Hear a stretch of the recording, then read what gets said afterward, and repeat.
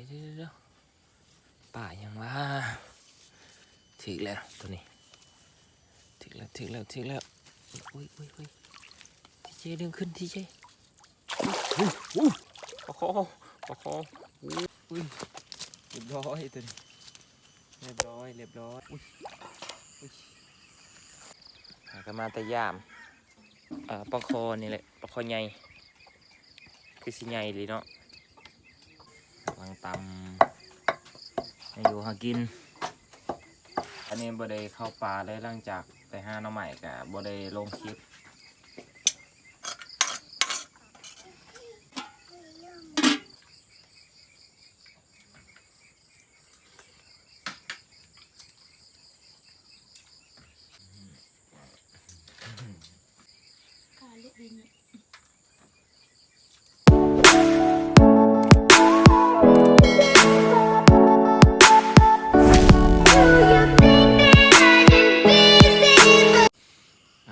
ทักทายสบายดีพ่อแม่พี่น้องหลังจากบ่ได้ลงคลิปมา7 มื้อเพราะว่าค่าเวียกค่างานแล้วก็ห้ากะแล้วดำนอกดำนานี่ท่วมเบิดแล้วบ่อนี่ฝนตกเมื่อคืนนี่ตกแห้งเติบน้ำลายเกินฝนตกเมื่อคืนนี่เลยปกติหันน้ำบ่ได้อันนั้นลายดอกบ่ได้ไม่แต่เป็นถิ่มเนาะนี่ฝนตกเมื่อคืนนี่เพราะว่าว่านเนี่ยคอยใส่เบ็ดไว้ถั่วเมิดแล้วบ่นี่เดี๋ยวสิมาเป็นน้ำออกสิหน่อยหลังจากบ่ได้ลงคลิปเนาะ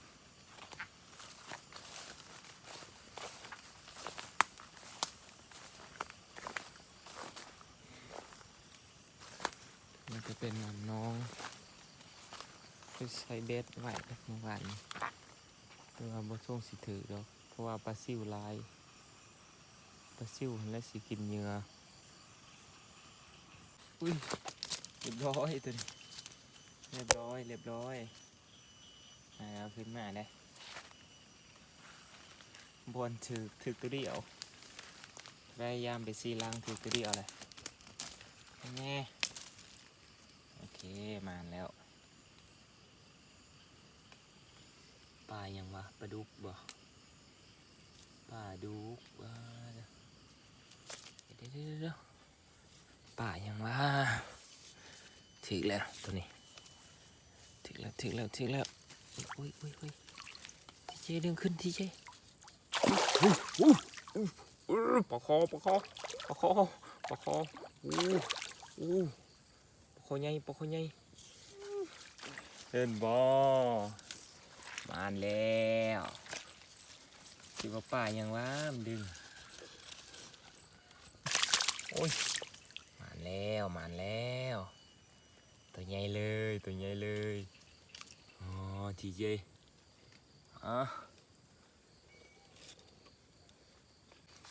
ได้2 โต้เลยมีปลาดุกแล้วก็ปลาคอเพราะว่าใส่เข้มรอบนี้แหละใส่น้องใหม่ก็ได้น้องปีนี้แหละปีแรกถือว่าป้าเริ่มขึ้นแล้วพวกปลาคอปลาดุกเนาะเดี๋ยวหอดเราดูปลาลงในแห้งร้ายและสีใสโตงไหวเนาะหลังจากบ่ได้ลงคลิปพ่อแม่พี่น้องเลยเพราะว่าช่วงนี้ก็อันนั้นยังก็เคินข้าวเวียกข้างานลายก็แล้วดำให้ดำหน้าเนาะ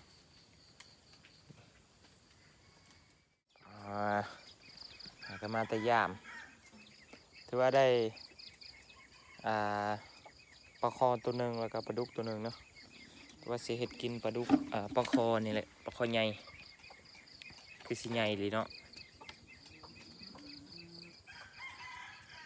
ว่าดำให้ดำหน้าก็แล้วเบิดเลยหลังจากบ่ได้ลงคลิป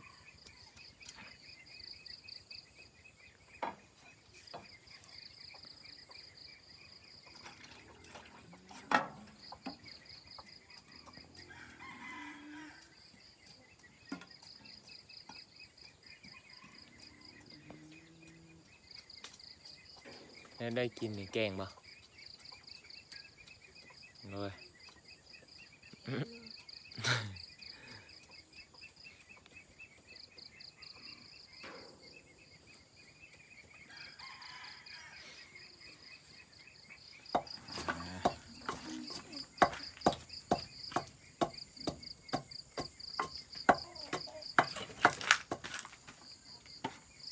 แกงปักคอใหญ่แต่ว่าบ่ได้แกงกับเห็ดปวกเมื่อกี้นี้ไปหาเห็ดปวกบ่ได้ซ้ำได้แต่ว่าบ่เป็นเห็ดปวกวางตำให้อยู่หากินช่วงนี้บ่ฮู้ว่าฟังไทยเห็ดปวกออกหรือบ่เนาะเพิ่นว่าหลายคลิป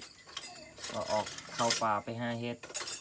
แต่ว่าอันนี้บ่ได้เข้าป่าเลยหลังจากไปหาหน่อไม้ก็บ่ได้ลงคลิปตลอดเลยเนาะ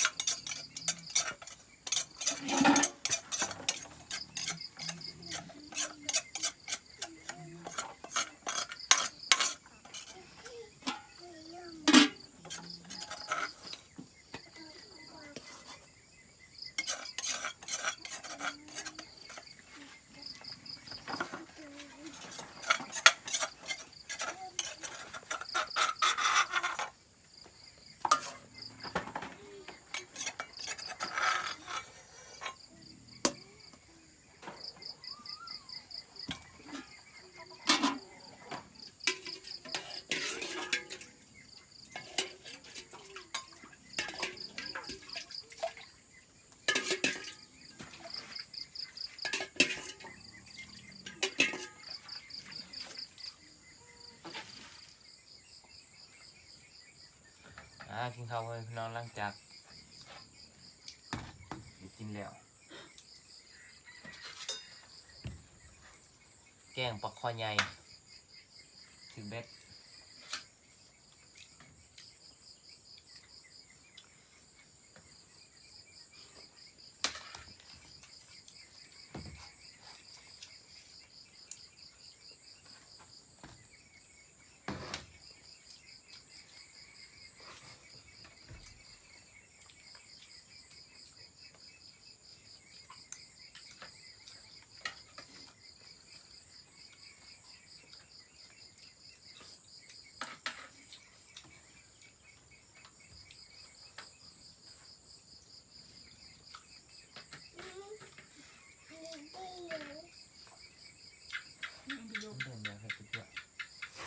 Con tak abang juga. Petunjuk abang.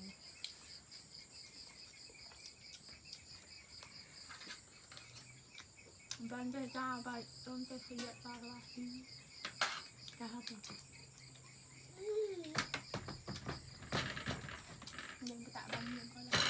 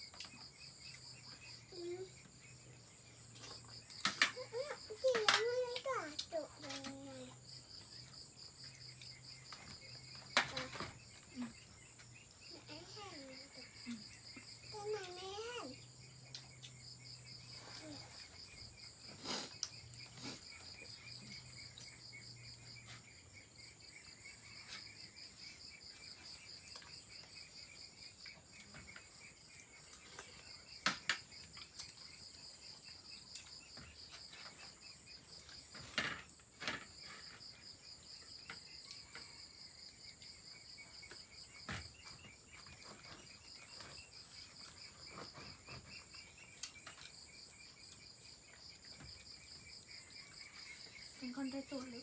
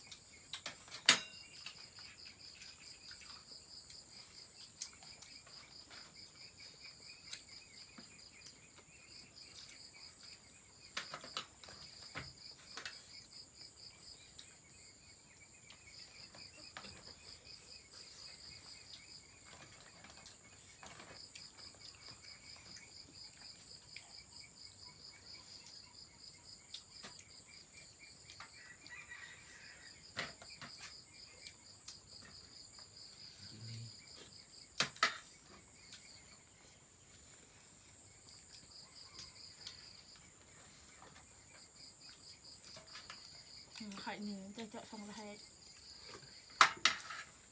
ไปเขาอีกเนี่ย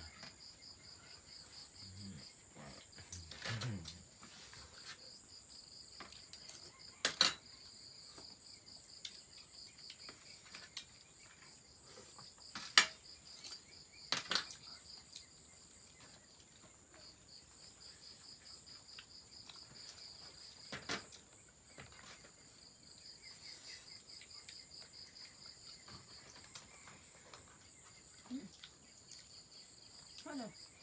อันเกิดจากอันเดิมเนี่ย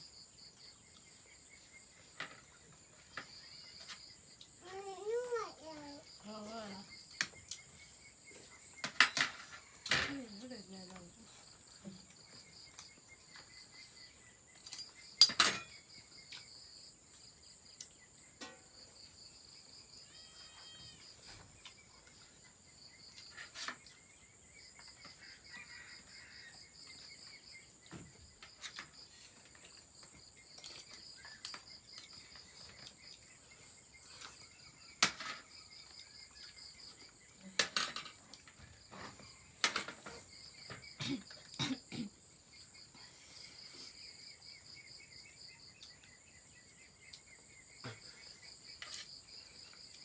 นี่แหละการเป็นพายฮะ ข้างในเนาะจมกระบาลไป เรื่องต่อพายเนี่ยเรื่องต่อ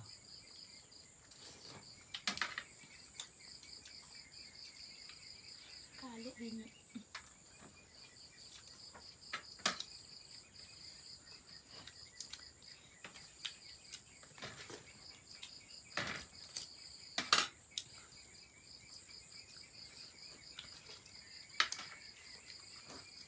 สู้ผมออก